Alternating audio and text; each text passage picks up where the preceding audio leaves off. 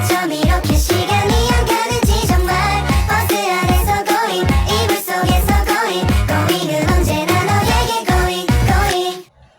Assalamualaikum warahmatullahi wabarakatuh. Perkenalkan, nama saya Dwi Natasya Wahinugiu. Saya dari kelas B Keperawatan angkatan 2022. Di sini saya akan menjelaskan terkait dengan Penkes atau pendidikan kesehatan terkait dengan penyakit hemofilia.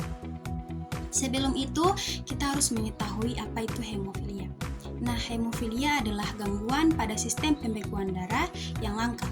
Kondisi ini disebabkan oleh kurangnya faktor pembekuan darah alias koagulasi di dalam tubuh.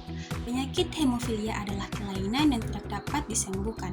Pengobatan yang ada saat ini bertujuan untuk meringankan gejala dan mencegah komplikasi kesehatan di kemudian hari. Orang-orang yang menderita penyakit ini cenderung mudah mengalami peredaran darah yang sulit untuk dihentikan. Akibatnya, darah akan terus mengalir keluar jika tidak segera diobati. Penyakit ini dapat menyebabkan komplikasi hemofilia yang serius. Faktor-faktor pembekuan darah dalam plasma darah dilambangkan dengan angka Romawi.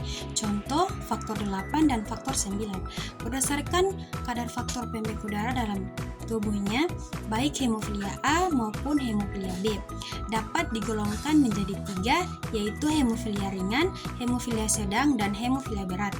Hemofilia ringan yaitu bila kadar faktor pembekuan 5-40% perdarahan akan berlangsung lebih lama dari normal. Biasanya terjadi akibat terluka atau tindakan pembedahan.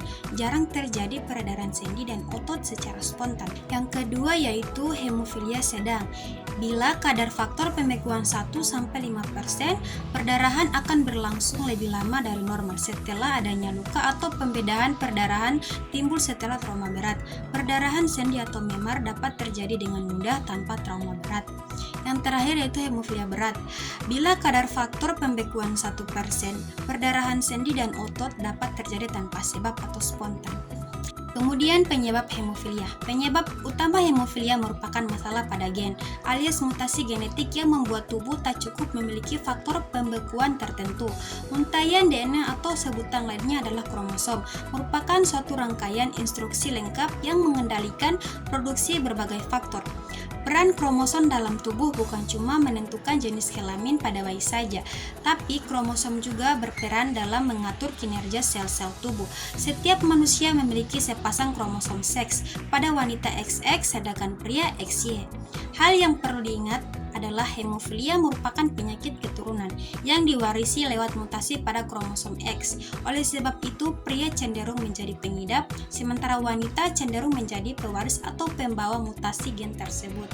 Kemudian ada gejala hemofilia. Gejala utama hemofilia adalah darah yang sukar membeku sehingga menyebabkan perdarahan sulit berhenti atau berlangsung lebih lama. Selain itu, penderita hemofilia bisa mengalami keluhan berupa yaitu yang pertama, perdarahan yang sulit berhenti misalnya pada mimisan atau luka gores. Yang kedua, perdarahan pada gusi. Yang ketiga, perdarahan yang sulit berhenti setelah operasi misalnya setelah sunat atau sirkumsisi. Yang keempat, darah pada urin dan tinja. Yang kelima, mudah mengalami memar, dan yang terakhir, perdarahan pada sendi yang ditandai dengan nyeri dan bengkak pada sendi siku dan lutut. Kemudian komplikasi hemofilia. Jika perdarahan terus terjadi, hemofilia dapat menyebabkan shock hipovolemik, yaitu kegagalan fungsi organ akibat kehilangan banyak darah. Selain itu, komplikasi lain yang bisa terjadi saat mengalami hemofilia adalah perdarahan di otot, sendi, saluran cerna, dan organ lainnya. Kemudian yang terakhir ada pencegahan hemofilia. Karena termasuk penyakit genetik atau diturunkan dari orang tua, bisa jadi sulit untuk mencegah hemofilia. Jika dari riwayat keluarga, kamu dapat melakukan pemeriksaan kesehatan pada bayi saat lahir atau bahkan sebelum lahir, dalam 3 bulan pertama kehamilan. Selain itu, pengidap hemofilia diharuskan mengikuti beberapa tindakan pencegahan untuk menjalani hidup sehat, seperti yang pertama, hindari penggunaan obat antiinflamasi non-steroid. Yang kedua, rawat persendian dengan berolahraga untuk mengurangi beban kerja pada persendian. Yang ketiga, menjalani vaksinasi hepatitis A dan B. Yang keempat, segera atasi perdarahan jika terjadi. Yang terakhir, menjalani tes rutin untuk infeksi, terutama infeksi yang ditularkan melalui darah, setidaknya setiap tahun.